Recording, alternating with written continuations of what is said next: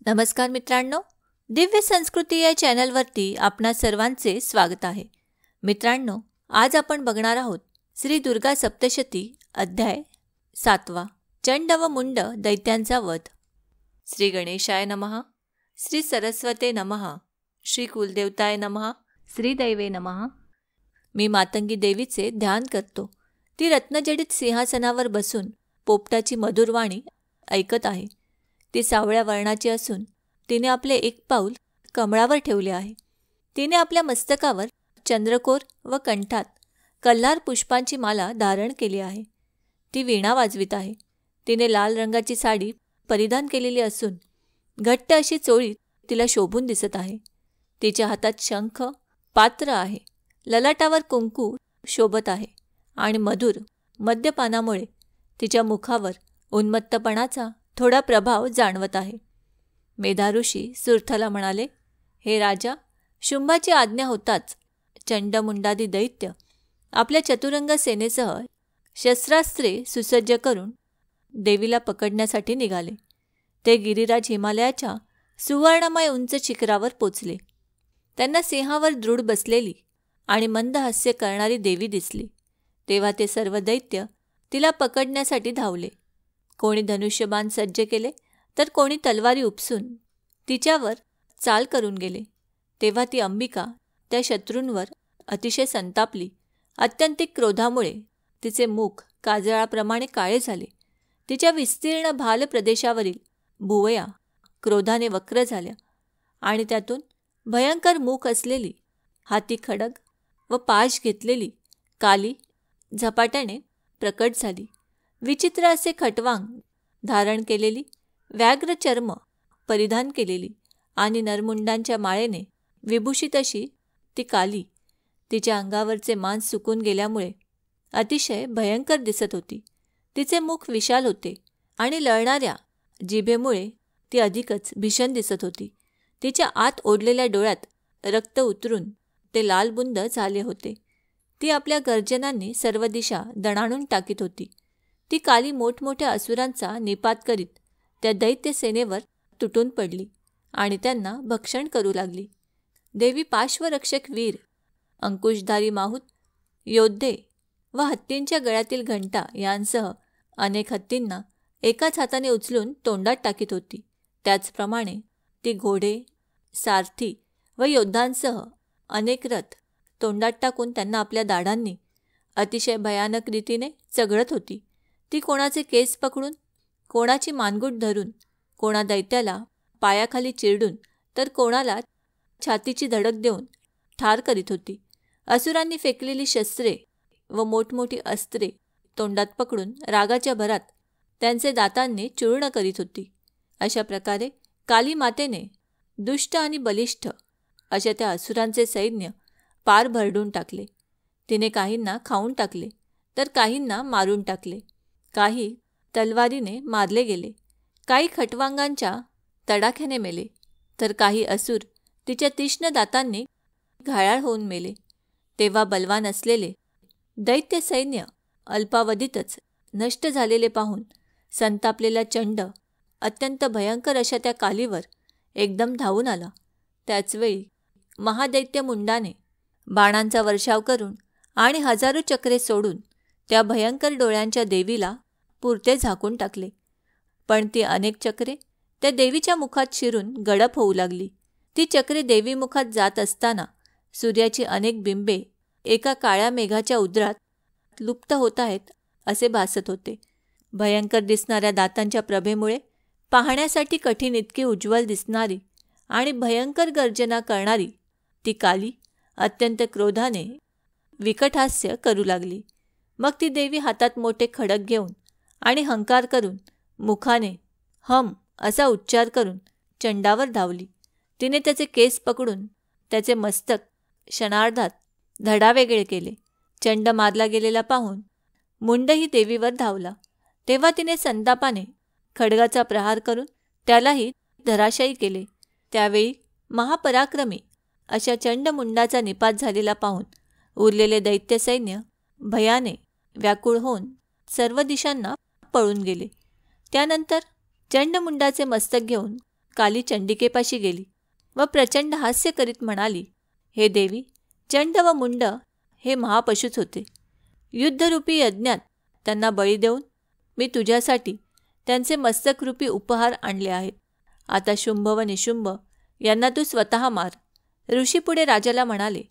त्यावेळी कालीने मारून आणलेल्या चंडमुंड महादैत्यांना पाहून ती कल्याणकर्ती चंडिका तिला मधुर वाणीत म्हणाली, हे देवी, ज्या अर्थी तू चंड व मुंड यांना घेऊन येथे आलीस त्या अर्थी तू लोकांमध्ये चामुंडा नावाने प्रख्यात होशील. याप्रमाणे श्री मार्कंडेय पुराणातील सावर्णिक मन्वंतरातील देवी महात्म्य कथेतील चंडमुंड वध नावाचा 7वा अध्याय पूर्ण झाला. श्री दुर्गा सप्तशती अध्याय 8. रक्तबीज वध. श्री गणेशाय नमः. श्री सरस्वते नमः. श्री कुलदेवताय नमः. श्री दैवे नमः. मी सिद्धींच्या तेजाने वेष्टित अशा भवानीचे ध्यान करतो. ती अरुण लाल तांबूस वर्णाची आहे. तिच्या दृष्टीत करुणा भरलेली आहे आणि तिने आपल्या हातात पाश, अंकुश, बाण व धनुष्य धारण केले आहे. मेधाऋषी सुर्थाला म्हणाले, हे राजा, चंड व मुंड नामक महापराक्रमी दैत्य मारले गेले आणि दैत्यसेनेचा मोठ्या प्रमाणात नाश झाला. तेव्हा दैत्यांचा राजा महाप्रतापी शुंभ याचे चित्त संतापाने अस्वस्थ झाले. त्याने दैत्यांच्या सर्व सैन्याला युद्धासाठी सुसज्ज होऊन कूच करण्याची आज्ञा दिली. तो म्हणाला, आज उदायुध नामक 86 दैत्य सेनापती आणि त्यांच्या समवेत कंबू नामक 84 दैत्य सेना नायक यांनी आपापले सैन्य घेऊन युद्धासाठी प्रस्थान करावे. कोटिवीर्य नामक जातीची 50 दैत्यकुळे व धौम्र जातीची 100 दैत्यकुळे यांनीही माझ्या आज्ञेनुसार युद्धासाठी कूच करावे. कालक, दौरथ, मौर्य आणि कालकेय दैत्यांनीही युद्धासाठी सज्ज होऊन माझ्या आज्ञेने त्वरित निघावे. अशा प्रकारे आज्ञा देऊन कठोर शासन करणारा तो दैत्यराज हजारो सैनिकांचे विशाल सैन्य घेऊन युद्धाला निघाला. त्याचे भयंकर सैन्य येताना पाहून चंडिकेने धनुष्याच्या दोरीचा टणत्कार करून पृथ्वी आणि अंतरिक्ष दणाणून टाकले. त्या समयी तिचा सिंह भीषण गर्जना करू लागला. त्याला जोड म्हणून अंबिकाही मोठ्याने घंटानाद करू लागली. याप्रमाणे धनुष्याचा टणत्कार, सिंहाच्या गर्जना आणि घंटेचा प्रचंड आवाज यांनी सर्व दिशा दुमदुमत असतानाच कालीने आपले तोंड पसरून अतिभयंकर असा निनाद केला. तो ऐकून दैत्यांच्या सैन्यांनी देवी चंडिकेला, तिच्या सिंहाला आणि कालीला क्रोधावेशाने चहूकडून वेढले. हे राजा, त्याचवेळी देवांच्या शत्रूंचा अर्थात दैत्यांचा नाश करण्यासाठी तसेच देवी आणि सिंह यांच्या रक्षणासाठी ब्रह्मदेव, शंकर, कार्तिकेय, विष्णू व इंद्र यांच्या अत्यंत बलवान आणि पराक्रमी अशा व्यक्ती त्यांच्याच शरीरातून निघून त्यांनाच अनुरूप अशी रूपे धारण करून चंडिकेकडे तिच्या साह्यार्थ गेल्या. ज्या देवाचे जसे रूप, जशी वेशभूषा, जशी भूषणे व जसे वाहन आहे तशीच त्याची शक्ती होती. त्या शक्ती असुरांशी युद्ध करण्यासाठी उत्सुक झाल्या होत्या. सर्वप्रथम हंसयुक्त विमानात बसलेली अक्षमाला, सूत्र व कमंडलू धारण केलेली ब्रह्मदेवाची शक्ती आली. तिला ब्रह्माणी म्हणतात. त्यानंतर ऋषभावर आरूढ झालेली, हातात श्रेष्ठ त्रिशूळ धारण केलेली, महानागाचे वेटोळे धारण केलेली आणि मस्तकावरील चंद्रकोरीने विभूषित अशी शंकराची शक्ती माहेश्वरी आली. दैत्यांशी युद्ध करण्यासाठी हातात शक्ती धारण केलेली कार्तिकेयाची शक्ती कौमारी त्याचेच रूप धारण करून दैत्यांशी युद्ध करण्यासाठी आली. हातात शंख, चक्र, गदा, धनुष्य व खडग धारण करणारी विष्णूची शक्ती वैष्णवी गरुडावर बसून आली. अतुलनीय असे यज्ञ वराहरूप धारण करणाऱ्या श्रीहरीची शक्ती वाराही वराहदेह धारण करून तेथे उपस्थित झाली. नृसिंहासारखे शरीर धारण केलेली नृसिंहाची शक्ती नारसिंही आपल्या आयाळीच्या फटकाऱ्यांनी नक्षत्रांचे समुदाय स्थानभ्रष्ट करीत तेथे आली. त्यावेळी गजराज ऐरावतावर आरूढ झालेली, हातात वज्र धारण केलेली, सहस्त्र नेत्र असलेली आणि इंद्रासारखीच दिसणारी इंद्रशक्ती ऐंद्री ही सुद्धा तेथे आली. त्या देवशक्तींनी वेष्टीत असे शंकर चंडिकेला उद्देशून म्हणाले, हे देवी, आता या असुरांना तू त्वरित मारून टाक, म्हणजे मला आनंद होईल. त्या समयी देवी चंडिकेच्या शरीरातून अत्यंत भयंकर आणि अत्यंत उग्र अशी चंडिका शक्ती प्रकट झाली. ती शेकडो कोल्हिणींसारखा भयानक आवाज करू लागली. अपराजिता देवी धूम्रवर्णाच्या जटा धारण करणाऱ्या शंकरांना म्हणाली, हे भगवान, आपण माझे दूत म्हणून शुंभ निशुंभांकडे जा. अत्यंत गर्विष्ठ अशा त्या दोघांना व युद्धासाठी आलेल्या अन्य दैत्यांनाही माझा असा संदेश द्या की जर तुम्ही जिवंत राहू इच्छित असाल तर पाताळात निघून जा. इंद्राला त्रैलोक्याचे राज्य पुन्हा मिळाले पाहिजे. देवांना आपापला यज्ञ भाग उपभोगता आला पाहिजे. जर तुम्हाला बळाच्या घमेंडीने युद्ध करण्याचीच इच्छा असेल तर पुढे या. माझ्या योगिनी तुमच्या मांसाने तृप्त होत. त्यावेळी देवीने भगवान शंकरांना दूतकार्य करावयास नेले, म्हणून ती लोकांमध्ये शिवदूती या नावाने प्रख्यात झाली. शंकराच्या मुखातून देवीचा संदेश ऐकून महादैत्यही अत्यंत क्रोधित झाले. संतापाने बेभान झालेले ते दैत्य कात्यायनी देवी असलेल्या ठिकाणी चाल करून गेले. तिच्यावर समोरून बाण, शक्ती व रुष्टी यांचा वर्षाव करू लागले. तेव्हा तिने धनुष्याचा टणत्कार करीत मोठमोठे बाण सोडून त्यांनी फेकलेले बाण, शूल, शक्ती, परशु आदी सहजतेने तोडून टाकले. तिच्या पुढे काली त्रिशूळाने शत्रूंचे विदारण करीत आणि खटवांगाने त्यांचा चुराडा करीत रणांगणात संचार करू लागली. ब्रह्माणी देवी जेथे जेथे धावली तेथे तेथे आपल्या कमंडलूतील जल शिंपडून असुरांचे सामर्थ्य आणि पराक्रम नष्ट करू लागली. माहेश्वरी त्रिशूळाने, वैष्णवी चक्राने तर संतप्त झालेली कौमारी आपल्या शक्तीने दैत्यांचा संहार करू लागली. ऐंद्रीच्या वज्रप्रहाराने विदीर्ण झालेले शेकडो दैत्य व दानव रक्तबंबाळ होऊन धराशायी झाले. वाराहीच्या मुसंडीने छिन्नभिन्न झालेले तिच्या दाढांनी छाती फाटलेले आणि तिच्या चक्राने विदीर्ण झालेले कित्येक दैत्य रणात मृत्युमुखी पडले. नारसिंह देवीने नखांनी विदीर्ण केलेल्या महादैत्यांना भीक्षण करीत आणि आपापल्या भयंकर गर्जनेने दशदिशा व आकाश दणाणून टाकीत रणांगणात संचार करू लागली. शिवदूतीच्या प्रचंड हास्याने अत्यंत भयभीत झालेले कित्येक असुर मूर्छित होऊन भूमीवर पडले. त्यांना तिने तात्काळ खाऊन टाकले.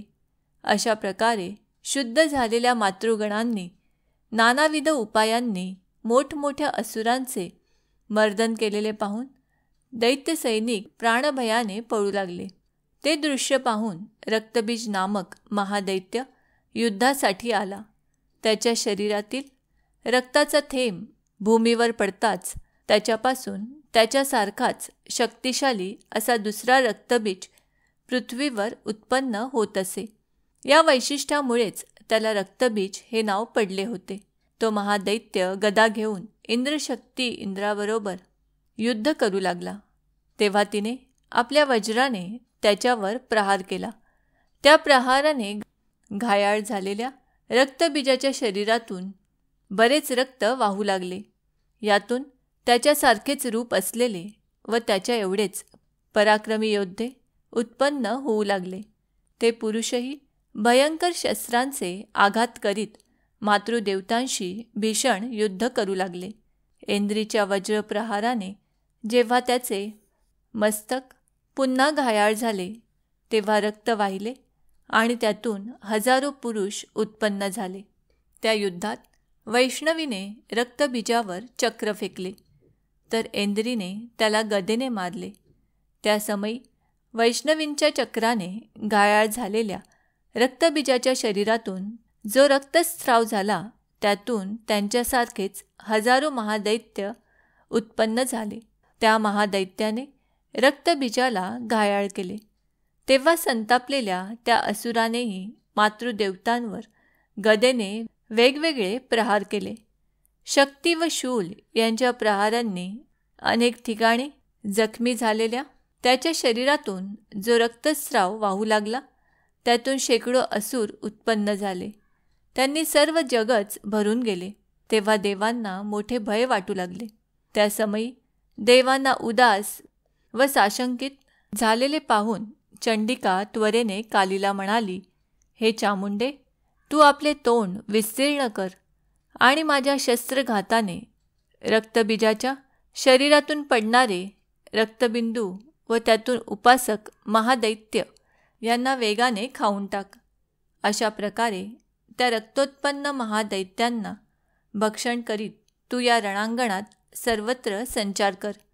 असे केल्याने तो दैत्य रक्तहीन होऊन नष्ट होईल. त्या भयंकर दैत्यांना तू भक्षण केलेस म्हणजे नवीन दैत्य उत्पन्न होणार नाहीत. बोलणे पूर्ण होताच चंडिकेने रक्तबीजावर त्रिशूळाने प्रहार केला. काली त्या असुराचे रक्त वरचेवर पिऊ लागली. तेव्हा त्याने चंडिकेवर गदेने प्रहार केला, पण त्या आघाताने तिला जराही वेदना झाली नाही. उलट त्या असुराच्या घायाळ शरीरातूनच बरेचसे रक्त वाहू लागले. ते रक्त पीत असताना चामुंडा रक्तोत्पन्न असुरांनाही आधी उत्पन्न झालेल्या इतर रक्तबीज दैत्यांनाही खाऊन टाकले. त्यानंतर देवीने शूल, वज्र, बाण, तलवारी व रुष्टी यांनी त्या भयंकर दैत्याला चांगले झोडपून काढले. त्या शस्त्रांच्या आघातांनी जखमी व रक्तहीन झालेला तो रक्तबीज नामक महादैत्य धराशायी झाला. हे राजा, त्यावेळी देवांना अतिशय आनंद झाला आणि देवांच्या शरीरातून उत्पन्न झालेल्या मातृकांचा समुदाय हर्षाने मदोन्मत्त होऊन नृत्य करू लागला. याप्रमाणे श्री मार्कंडेय पुराणातील सावर्णिक मन्वंतरातील देवी महात्म्य कथेतील रक्तबीज वध नावाचा 8वा अध्याय पूर्ण झाला. श्री दुर्गा दैवे नमः. श्री दुर्गा दैवे नमः. श्री दुर्गा दैवे नमः. श्री दुर्गा दैवे नमः. श्री दुर्गा दैवे नमः. श्री दुर्गा दैवे नमः. श्री दुर्गा दैवे नमः. श्री दुर्गा दैवे नमः. श्री दुर्गा दैवे नमः. श्री दुर्गा दैवे नमः. श्री दुर्गा दैवे नमः. श्री दुर्गा दैवे नमः. श्री दुर्गा दैवे नमः. श्री दुर्गा दैवे नमः. श्री दुर्गा दैवे नमः. श्री दुर्गा दैवे नमः. श्री दुर्गा दैवे नमः. श्री दुर्गा दैवे नमः.